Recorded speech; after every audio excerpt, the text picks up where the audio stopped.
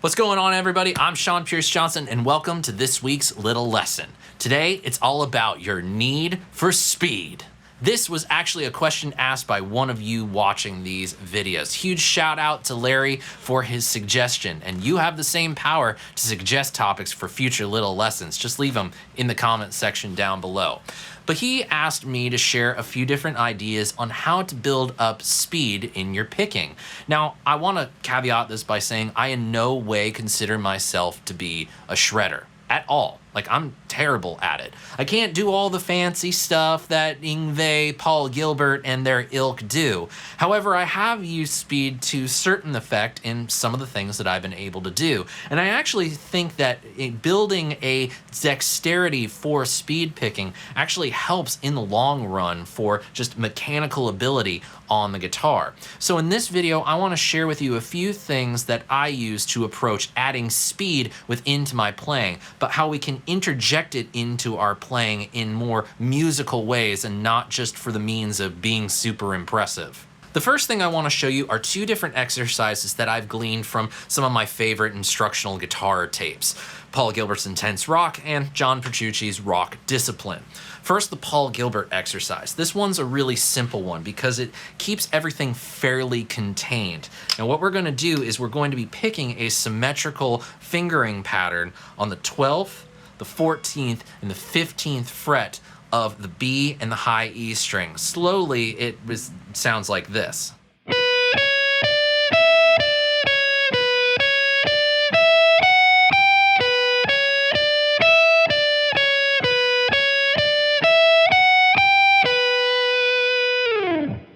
So what you're doing is you're playing the B at the 12th fret, going up a whole step to the C at the 14th fret,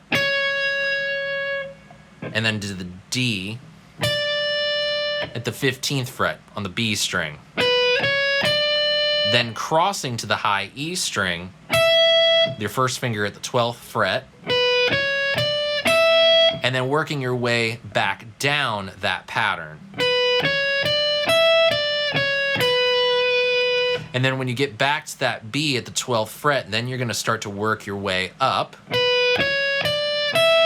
And then go with that same fingering pattern, that whole step and that half step, from E to F sharp to G.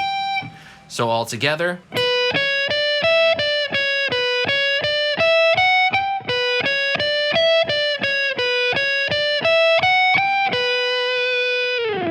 Let's break out our metronome. Start out with eighth notes, because really, you don't want to go for broke right away. You kind of want to work yourself up. Think about it like lifting weights. You don't start out by benching 200, 300, 400 pounds.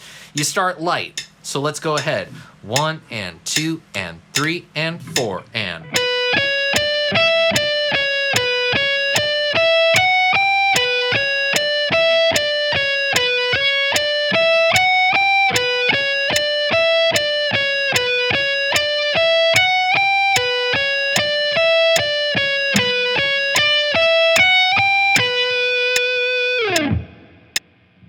Not bad. Now let's go with that same beat. We're at 75 BPM, by the way. And let's try a little bit faster of a rhythmic value. Let's go to those eighth note triplets, which is going to be...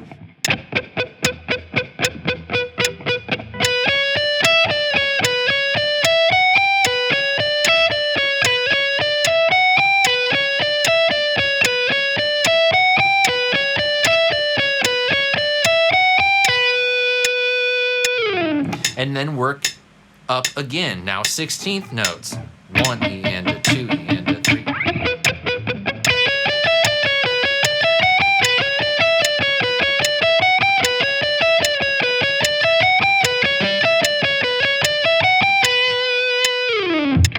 Now on to the John Petrucci version of things, which is a little bit more involved, but it's actually very simple. It starts with a similar kind of symmetrical scale idea, but works its way up the neck in pitch and across the strings so that we get some motion to it rather than just staying static. So starting with A, this is kind of an A minor idea. We start out with A, B, C, then D, Now then what we're gonna do is we're gonna take that same symmetrical pattern and shift it up an octave. So we go to the octave of that low A, 7th fret of the D string, and do the same thing. Then we go to the octave of that octave of A and do the same symmetrical pattern. So the note pattern altogether that we're going to be doing is this.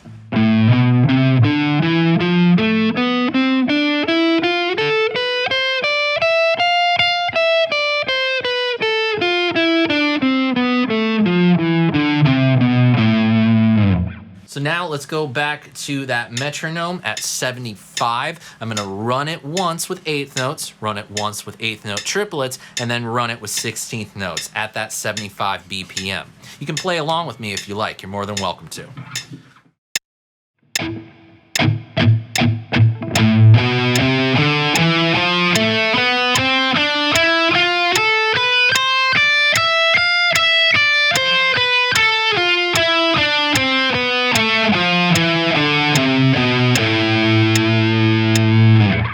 Triplets.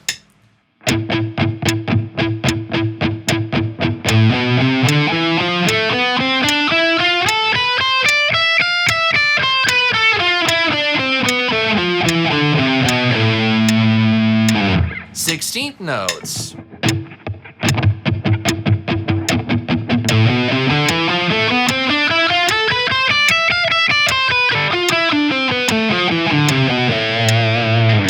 So with those two exercises from Paul and John respectively, those are great for building speed with different rhythmic values and different tempos, and you can do them anywhere on the neck and you don't have to just stick to that little area that you figured out.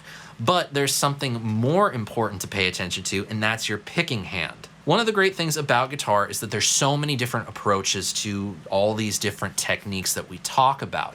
But picking is one of those things that's almost very difficult to decide what's a good way of practicing. However, what I've noticed about guys that are very good with speed picking is that they tend to be more loose with their wrist and not so rigid. It's not like their forearm is locked, although I've seen a guy or two be able to speed pick kind of like with this really locked arm position. But more often than not, there's sort of a fluidity to the wrist that just feels like it's flying a little bit free. So let's pick something in the kind of D minor pentatonic category. A little bit smoke on the watery there.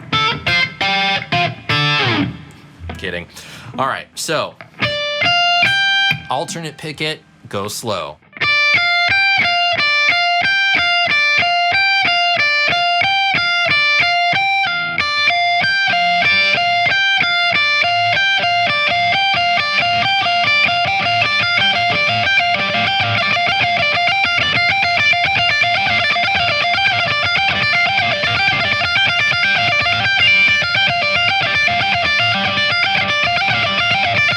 See, this is one of the things that I need to work on is getting up and down with that picking, because I can go like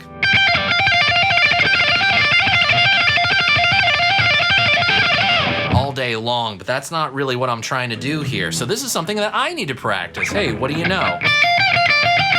But you'll notice that my wrist isn't really locking up. It's a little bit more steady when I'm going slow. But as I start to incorporate faster,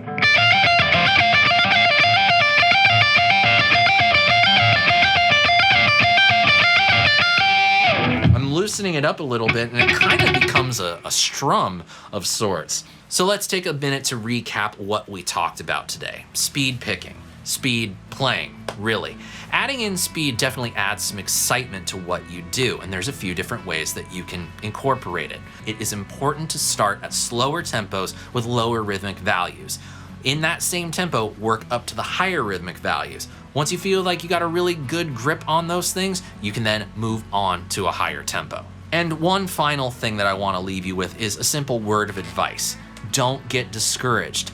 I intentionally left mistakes in this video for you to see so that you realize that even though I'm presenting these things for you, I am far from a perfect guitar player. I have plenty of gaps in my playing and in my theory knowledge that I want to start closing up just a little bit, and the only way that I can do that is by practicing, sitting with a metronome, working on these techniques. That's the only way you're gonna get better.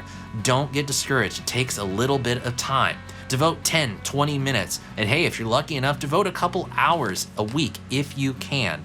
Whatever it is, practice makes perfect, and even then, perfect is pretty subjective. Thank you so much for spending a little bit of your day with me and watching this week's little lesson. I really hope you got something out of it, and if you did and want to see more, make sure you click the subscribe button and ring the notification bell because they go up every single Wednesday.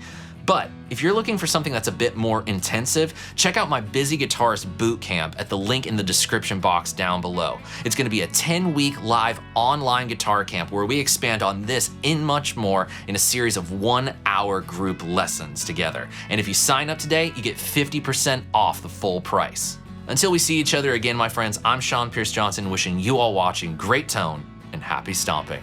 Cheers, friends. God bless.